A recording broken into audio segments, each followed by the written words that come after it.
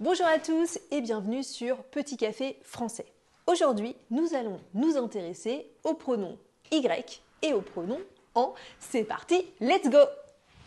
Première chose à bien se souvenir, c'est que vous utiliserez toujours le pronom en ou le pronom Y pour remplacer des objets.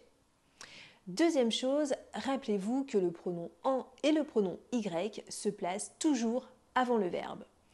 Et enfin, troisième chose, rappelez-vous que lorsque vous avez deux pronoms, par exemple un pronom COI et le pronom en ou Y, vous utiliserez toujours en et Y, vous les placerez toujours en deuxième position. Par exemple, je m'y suis intéressée récemment. Maintenant, place au cours, c'est parti! Alors, en ou Y? Regardez, en peut remplacer soit la quantité, soit un verbe avec la préposition de, ou alors un adjectif avec la préposition de. Y, lui, peut remplacer un verbe avec la préposition à. Y peut remplacer un verbe plus la préposition chez. Par exemple, j'habite chez mes parents. Ou bien un verbe plus la préposition en. Par exemple, j'habite en France.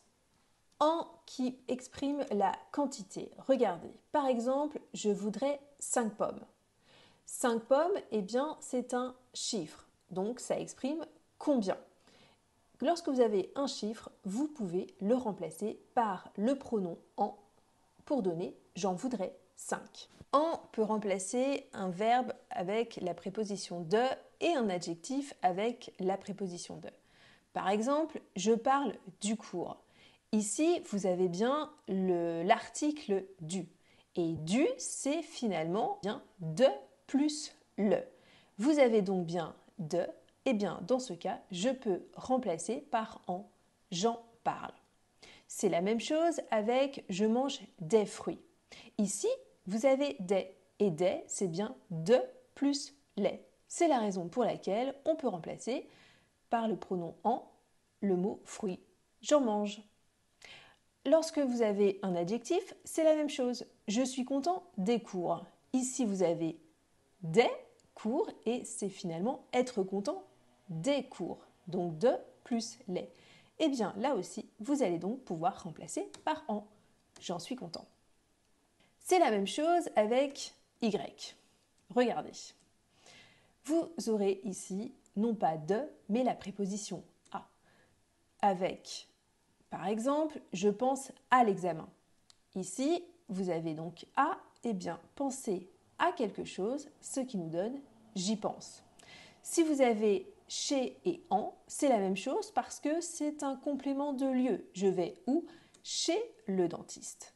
Alors, vous pouvez remplacer par Y. J'y vais. J'habite en France.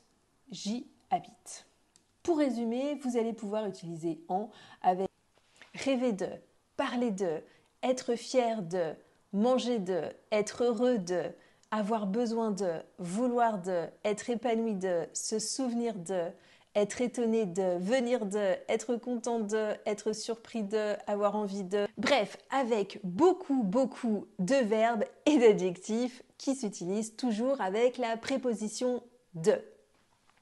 Et c'est la même chose avec le pronom Y. On va pouvoir l'utiliser avec penser à, s'intéresser à, vivre à, participer à, aller à, habiter chez, aller en, s'opposer à, adhérer à, assister à, s'associer à, tenir à, contribuer à. Bref, à une multitude de verbes. Donc maintenant, lorsque vous apprenez un nouveau verbe, regardez toujours la préposition qu'il y a après ce verbe et vous pourrez ainsi choisir entre en et Y. Je vous remercie. Si vous avez des questions, vous les posez en commentaire. La semaine prochaine, pour mes étudiants, ce sont les examens. Alors je vous souhaite bonne chance et à très bientôt sur la chaîne. Ciao, ciao!